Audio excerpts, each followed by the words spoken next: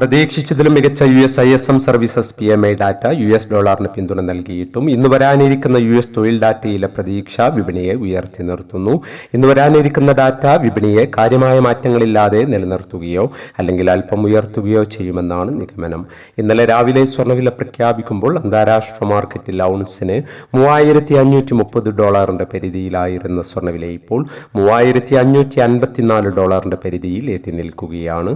ഇന്നലെ രാത്രി തങ്കവില ഗ്രാമിന് 10,665 രൂപയായിരുന്നു. വൈകി വരുന്ന ഇന്നത്തെ തങ്കവില 11 മണിയോടെ കമന്റ് ബോക്സിൽ പിൻ ചെയ്യുന്നതാണ്. എല്ലാ വ്യൂവേഴ്സിൽ നിന്നും ഒരു ലൈക്ക് പ്രതീക്ഷിച്ചുകൊണ്ട് ഇന്നത്തെ സ്വർണ്ണവില നോക്കാം.